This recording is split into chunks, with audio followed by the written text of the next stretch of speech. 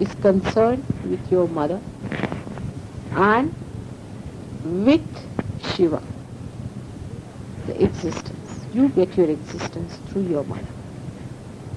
And Shiva and Parvati, they are your parents. Both of them are your parents as far as your existence is concerned. And it is such a beautiful center, is your heart center. You want somebody to do something for your trials. You want that somebody should yield, or something you find somebody very obstinate. I have told you that you can beat them with shoes, do all those things, but there's a very simple way if you know how to do it. You see, you just think of their hridaya, their heart, and put a bandhan to that. And you can do it so beautifully. You can melt a person without any difficulties if you know how to handle their heart. You have to appeal to their heart. And that's the best attraction, I tell you. And the best secret method by which you can bring good in them. When you are talking to somebody, supposing I now, intellectually if I start quarreling with you, you will give me up in no time. But I have to use your heart power, and I have to enter into your heart, and that is how it works. So always when you want to do something like that, just humble down yourself in your heart. That is first. First of all, you must humble down yourself in your heart. And from there, to work on the heart of others, just put a bandhan, and you will see a person will melt away. We melt our intelligence, our ego, everything, even your superego in your heart. So it's a very easy thing if you know how to approach people through their heart. And that is only possible if you are genuine. Because genuineness is something that a heart recognizes. You can befool a person with your cunning methods, but the heart will recognize it later on. And the person will hate you. Even if you talk to someone, oh, very much, very good, thank you very much, very nice. And the heart knows, oh, he's trying to befool me and he is very cunning. The heart is going to hate such a person. And heart has the eye to see and feel the person. So if you could appeal to somebody's heart and put a bandhan on the heart, you can melt that person. And if you love someone and if you want that person should be corrected, supposing such a person is a drunkard or a person who beats you and is torturing you because he is under the spell of some drugs or some sort of a foreign thing, then you just put bandhan to his heart and you will see they'll be changing. They'll be changing very fast, and that's why you say change of heart. Everywhere you'll find, in every scripture, it is written, change of heart is needed, not the change of clothes. So it's not intellectual change, but or rational changing, but it is the change of heart, and that is brought about by moving the heart chakra on the right hand side in the clockwise manner. That is the heart itself in the clockwise manner. If you can do that, you can really do marvels.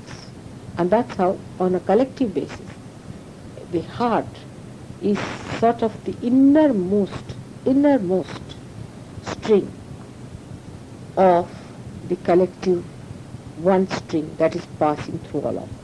So if you could strike at the innermost, because in a 3.5 circle, that's the innermost point. If you touch there, it passes over this. Supposing you touch somewhere else, then it might break. But at the beginning, if you start striking it, it goes very nicely and passes into complete circumference.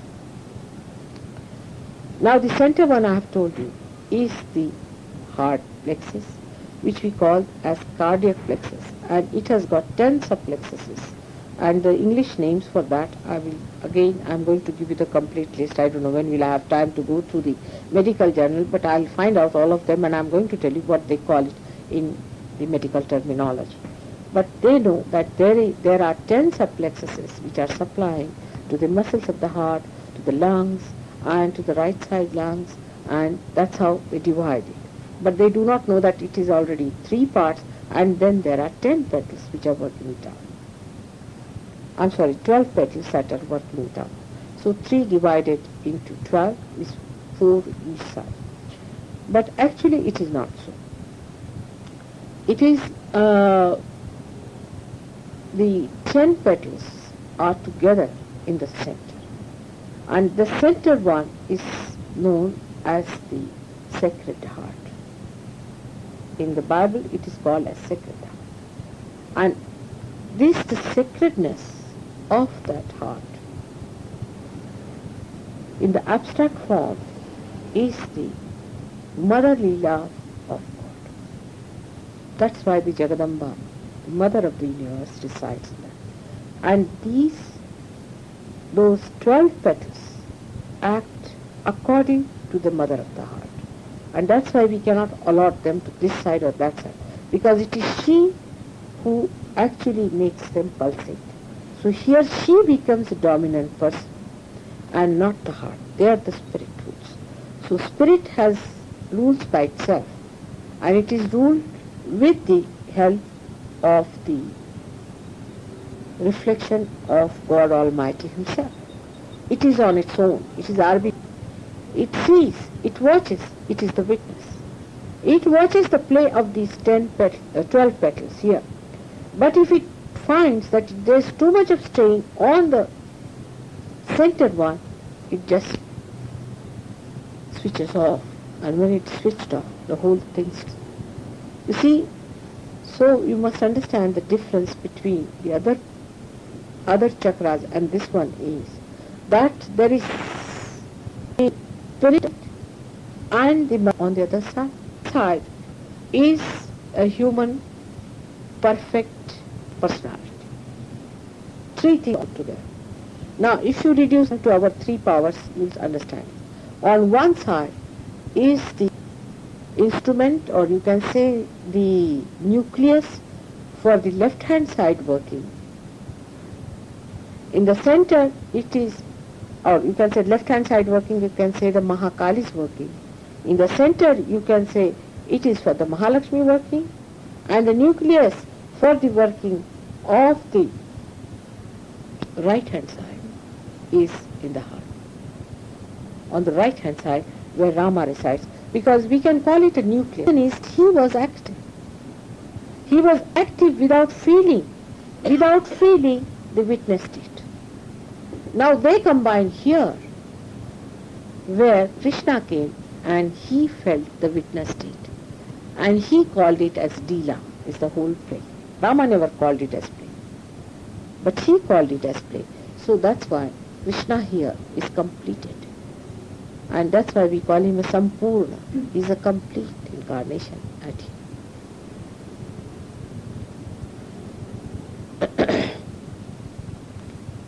You know that Christ was here, and I've told you about Christ in that book. I've read it out to you, Devi Mahatmya, what they have described about him, how he was created, and how he was brought here. He was Mahavishnu, and how he was put there. But that is not just now we are discussing. We are just now discussing about these 3 parts of the heart. Now what is the connection of these 3 parts? Why should they be placed at that time? Because at this juncture we have 3 nucleus working together on 3 different channels, and they are to be connected somehow. They are to be connected. Otherwise, you see, in a human being, there is not so much of connection established because there is no Kundalini awakening.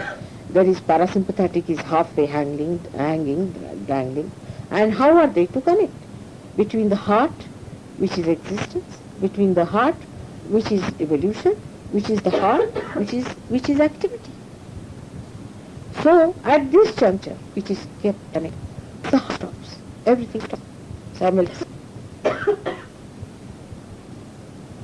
But when you are on this, then your horoscopes work out.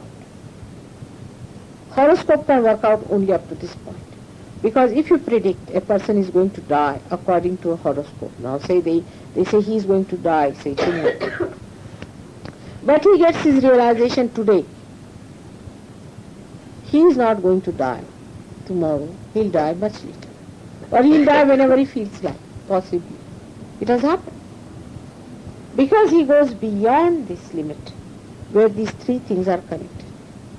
So, you see, they say that you have got limited number of heartbeats. You have got number of breathing. But the breathing becomes so slow after realization. The rate of breathing is so slow that as it is, your life is much elongated.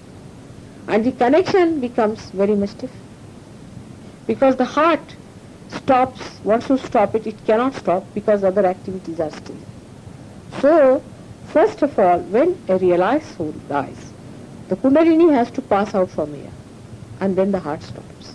It's a different phenomena, and that's why when a realized soul dies, they find that the prana, the life has not passed through the mouth or from the nose, but it passes through here, and you find a clot of blood over it. That is the sign that a person was realized of a very high degree. But those who die even before such an achievement, they do not die with their eyes open, neither with nose bleeding or with their mouth open. There's no bleeding at all from the nose or from the mouth. No bleeding at all. And bleeding take place. Otherwise, in every other, there is a bleeding. Eyes, in some people, may be open, but if they are fully realized, they'll be closed. So this is the case. But this level, it works out because here you are still at a level where you have not reached the witness state.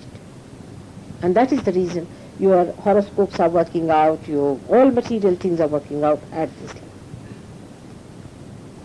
And that's how you become miraculously different. I'll give another example of that, how you become miraculously different. For example, a realized soul is traveling by a train. We have got this example, a concrete example in India. There was a realized traveling by a train. And the train collided. And not a single person was killed in that train. And it has taken so many somersaults, and nobody could explain. There was one car accident where one realized soul was going by that car. It was a very big car, and many boys were there. And he somehow was caught up with them. And they were all drunk when they were singing, and he didn't know what to do. But he was there somehow or other. And not a single person died in that mishap, which people were surprised how it has happened. Even if a realized person is walking, and if there is a accident that is going to come up, you'll find suddenly something will happen that the accident will be averted. If you could put a bandhan at that time, you can immediately avert the accident. So, you see, such a person who is realized, who has gone beyond this state and has become a witness state, such a person not only saves himself but saves others. So all your horoscopes and all these things go into different categories for a realized soul, because the whole thing changes. Absolutely changes, and he becomes a different person. His hand changes, his lines changes, and people start saying, oh, you must have been this and you must have been that. And then you see those people who are not realized, if they see your hand, they might depict that there's a spiritual change that has come into you. But still they stick on to certain things and they say some things, you see, that they cannot see. But if it is a realized soul, he can tell you immediately that at what age you will get your full realization, what will happen, all sorts of things, if he is a fully realized person. But actually people after realization have no interest left in all these things. So seldom I've not known anybody who is a realized soul and still busy telling hands and things like that. But he has no interest left. But now this coming back to the heart again, on the right hand side we have got Rama's place. Now Rama was known for his obedience to his father. If you know his story. His father was in Ayodhya, he was ruling there, and he had 3 wives. The third wife had no, she had two sons, but she could not see Rama getting the throne. She was a very nice mother, but somebody, some lady went and told something to her, and she listened to her, and she told her husband that if you want to give me my boon, the promised boon, you have to make Rama go into the jungle for 14 years and give the throne to my son Bharat. And when Dashrath heard this, he fainted. He fainted with this request, but Rama was there. He heard it, and he immediately told her that I'm going to the forest and I've accepted it, and you appoint your son as the Bharat. For me, it's all right. And that's how he went, you see, just to obey the order of his father, because father had not even ordered, but because he was compelled. He had given his wife 2 boons. That once, you see, in a war, she saved his life, so he said that whenever you want, you can ask for these 2 boons. And she never knew that she would use them in such a funny way. Later on she repented, because Bharata came and he refused to accept the throne, and he put only Rama's slippers there and ruled there, and everything was different. But Dasharatha died because when Rama went away, he just died. So, you see, Rama's life shows how he was obedient to his parents. He suffered so much. Anyone who has not been respectful to his parents. You see, if your parents have been unkind, you have every right to tell them that they should not be unkind to you and that you feel hurt. But you have no business to answer them back. And you have to be respectful. You have to be respectful because they represent your primordial parents. You are not to shout at them and misbehave. You have to be really respectful to them. They may be bad people. You could not have been born to them. You have really chosen them and you said these are going to be my parents. So if they are your parents, they are there because of certain reasons. Because you have been thinking that in your previous life, and that's how you are there. For example, now, you see, you meet some parents and you think they are very good parents to their kids. You said, oh God, can I get them as my parents? Oh, you have it. Unless you have it, you know what it means to be their children. Then you start mistaking it. But that's not the way. Now, only best way is to get the best out of them, so that at least next time you do not commit such mistakes of using wrong parents. And be respectful to them, and it comes at a place. It is always very blissful. Your parents will be very hard, disciplining type, misunderstanding type. I know, it's very hard.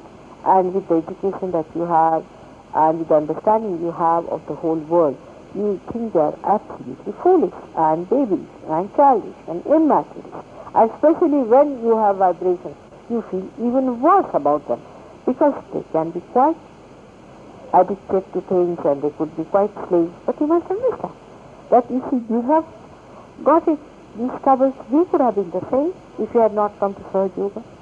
We could have been much worse. So let us understand that, try to help them out. And if you are respectful, I tell you, you can be very sure, if you are respectful to them, you can change them. Elders, you can never change them by telling them off. Never. That's not the way to change your elders, by being respectful. So they think they are to be respected. So they start behaving in a manner that they should be respected. This is, I am telling you the secret, how to handle your parents. Is to be extremely respectful to them.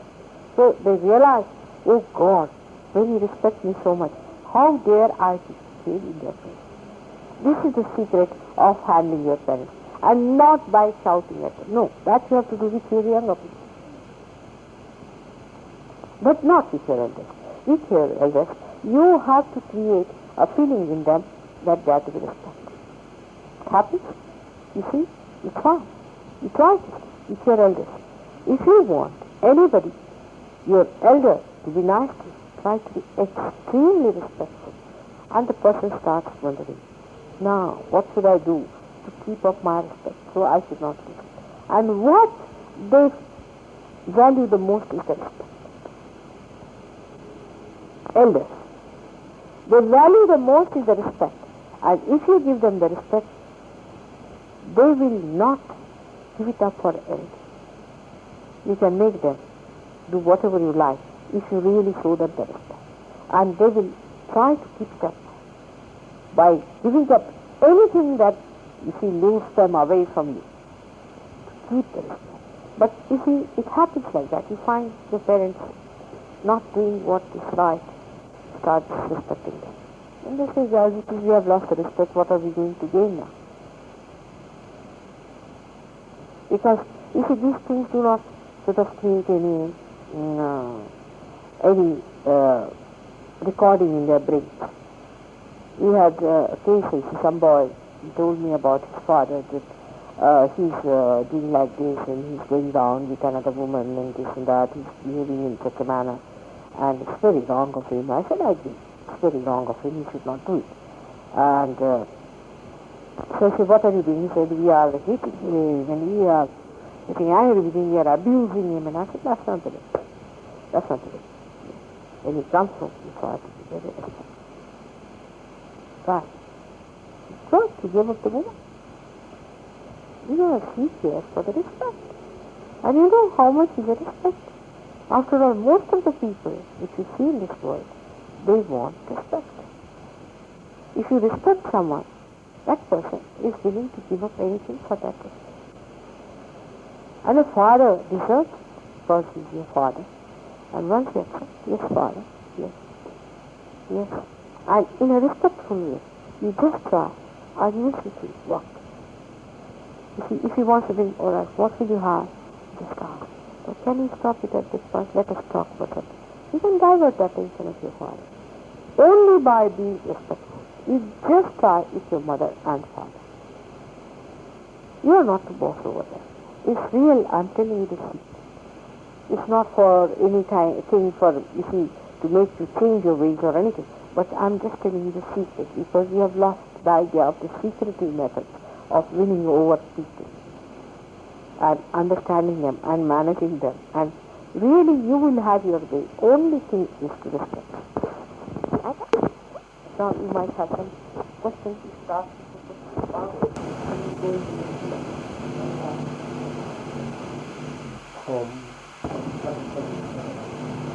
Now, it is the person of us